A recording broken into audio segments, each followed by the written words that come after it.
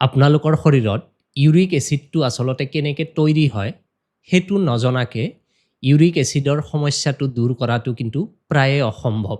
আমি যেতিয়া মাংস খাওঁ, ৰেড মিট খাওঁ বা পিউৰিনযুক্ত খাদ্য খাওঁ, সেইবোৰ শৰীৰত গৈ যেতিয়া হজম হয়, সেইটো যেতিয়া কি হয় ব্ৰেকডাউন হয়, তাৰ পৰা ইউৰিক এচিডটো এটা বাই প্ৰডাক্ট হিচাপে আচলতে ফৰ্ম হয়।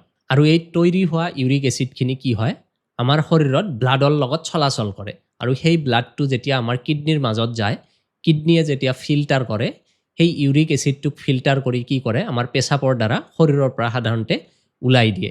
কিন্তু যদি কিবা কাৰণত আপোনালোকৰ কিডনিয়ে সেই ইউৰিক এচিডখিনিক ফিল্টাৰ কৰি বাহিৰ কৰিব নোৱাৰে বা আপোনালোকে যদি খুব বেছি পৰিমাণে পিউৰিনযুক্ত খাদ্য খায়, অৰ্থাৎ ৰেড মিট খায় বা চাৰিঠেঙীয়া জন্তুৰ মাংস খায়, সেইটো সময়ত কি হ'ব আপোনালোকৰ শৰীৰে সেইবোৰক হজম কৰাৰ ফলত বাই প্ৰডাক্টটো যিটো ওলাই ইউৰিক এচিড, সেইটোৱে কি হ'ব বেছি পৰিমাণে ওলাব।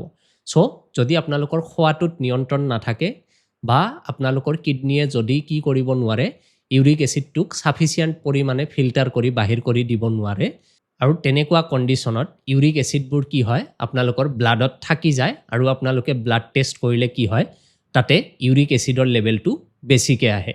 আৰু এই কণ্ডিশ্যনটোক মেডিকেলি কোৱা হয় হাইপাৰ ইউৰিচেমিয়া। আৰু এনেকৈ ব্লাডত যদি ইউৰিক এচিডৰ পৰিমাণটো বেছিকৈ থাকে, সেইটো কি হয় লাহে লাহে আপোনালোকৰ গাঁঠিবোৰৰ ওচৰত গৈ মন'ছডিয়াম ইউৰেট বোলা এটা ক্ৰিষ্টেল ফৰ্ম কৰে। আৰু এই ক্ৰিষ্টেলটো যেতিয়া ফৰ্ম হয় তেতিয়া আপোনালোকৰ গাঁঠিবোৰত বা জইণ্টবোৰত আপোনালোকে বিষ অনুভৱ কৰে।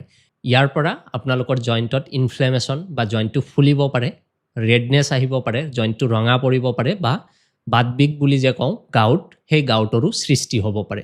যিয়ে নহওক হাইপাৰ ইউৰেচেমিয়াৰ চিকিৎসাৰ ক্ষেত্ৰত হোমিঅ'পেথিক ট্ৰিটমেণ্ট খুব বেছি এফেক্টিভ।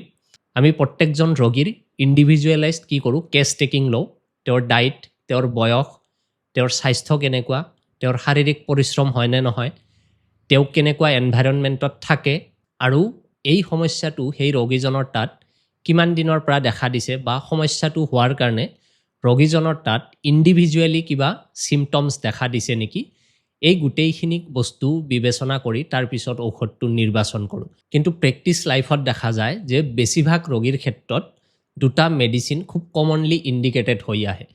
তাৰ ভিতৰত প্ৰথমটো হৈছে এচিডাম বেঞ্জয়কাম 200 আৰু ছেকেণ্ডটো হৈছে আৰ্টিকা ইউৰেন্স মাদাৰ টিংচাৰ।